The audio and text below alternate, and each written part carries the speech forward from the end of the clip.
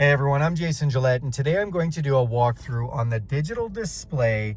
This is for a 2025 Ford F-150. This happens to be an XLT 302A model, so it's going to suit this best. You'll get along with this if it's one of the other models too, but works really well if it's an XLT 302A. All right, let's start walking through some stuff. So first of all, I just want to explain some steering wheel controls. On here, you do have your cruise control. On a 302A, it is adaptive cruise control, so it can make you go, behind the vehicle in front of you, slow down automatically. Also has a lane detection system, volume control, voice recognition. These are the controls for that digital display. So we've got a menu, go up and down, hit an OK button or hit a back button to get out of menus. This is to answer or hang up the phone. And we have some seat controls for our stereo, whether that's radio stations or if you're playing tracks from your phone or whatever. So in the display itself, so you can see I've got main menu in there. We've got a tachometer. Don't zoom in on my finger. We've got some gauging up here, including your fuel gauge. You notice that fuel gauge points to the left. That's the side your gas cap's on. Shows you distance to empty. I've got it in metric, but you can put it in imperial if you want. And then we do have gauge position selector. So you see park, reverse, neutral, drive, and manual mode. You can see what's playing on the radio. You can see the lane departure system. And then we're pointing south. What mode we're in. We happen to be in sport mode for the second. I'll change that back to normal so you can see what that looks like. And then we have the auto off. So you can see a line through it. That means it's not being able to use right now. The engine needs to be running, whether it's for the climate control or whatever's going on. But if you see the line through, either you've manually turned it off or it can't work because it needs power from the engine. And we have our digital speedometer, distance on the vehicle, warning if somebody's unbuckled, little icon of the vehicle, and speed limit. As you go past the speed limit sign, it has a camera that takes pictures of that and then posts those there. If it hasn't seen a speed limit sign for a long time, it'll default to the GPS and post you what it thinks the speed limit should be. Now I'm going to roll us out. So if you look at this is our drive mode selector. I'm just going to roll us out of sport mode right now. I'm going to roll us back to normal. We're just going to go through that for a moment. All right, so back into normal. This is how our normal display looks. Nice Ford blue. Now in the menu, I'm just going to scroll up. I'm using these controls here. I'm going to scroll up. This is my view. My view is kind of fun. It allows you to essentially pick what screens you want. So right now we've got comm screen collected, trip 1, fuel economy, tire pressures, and then we get to press OK to add or remove screens. So we're going to press OK, and you can see what screens have been selected. Now we'll let you select them all. I think it's like 7 screens total you can select, but you can see we didn't have measurements selected. We didn't have off-road status selected last time.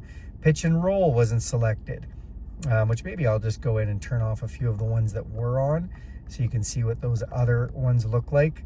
Trailer light status, trailer information, and pitch and roll. So now that I've got those selected, you'll see I still have fuel economy, I still have tire pressure.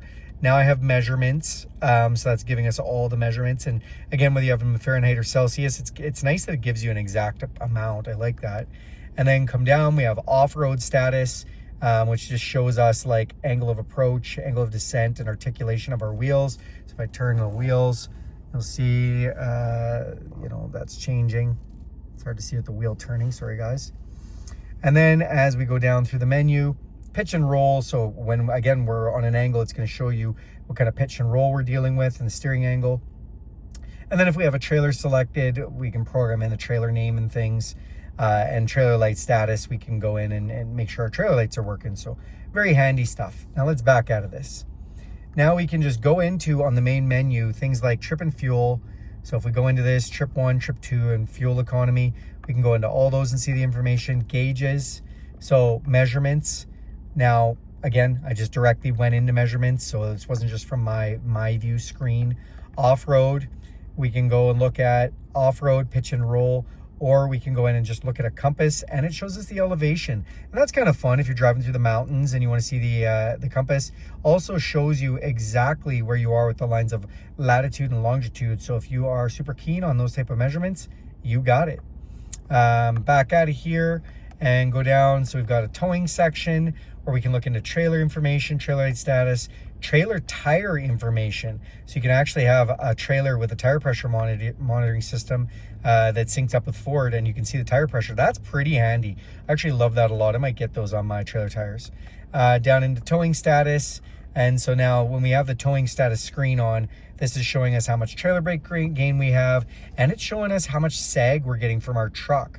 That's kind of neat. When you're hooked on, you can just see like if it's sagging out a lot, either maybe it's too heavy or you got too much load in the front of your trailer or something like that. So awesome information that Ford's given us with the towing.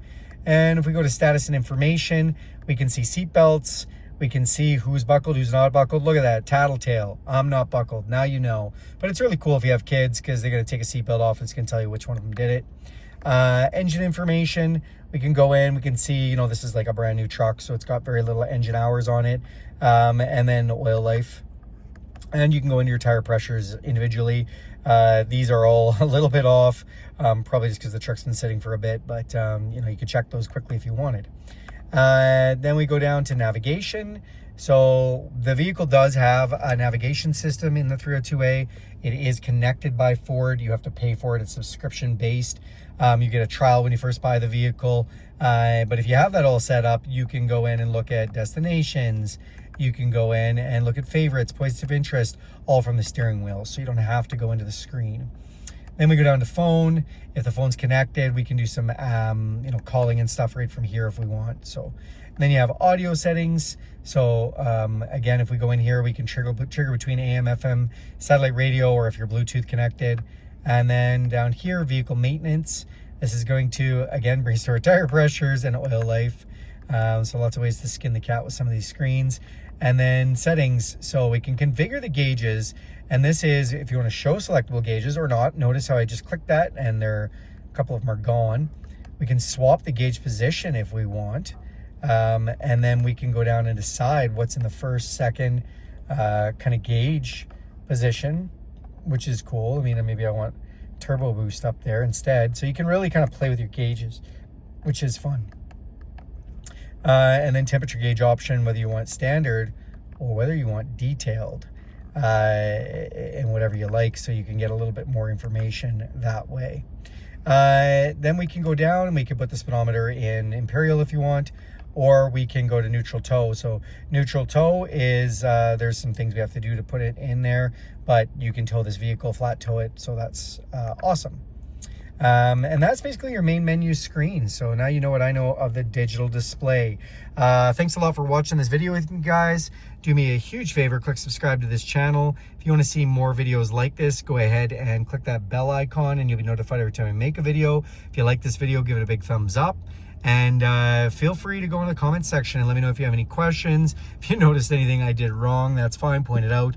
But if there's another video you want to see or something like that, go ahead and throw that in the comment section. Thanks everybody and have a great day.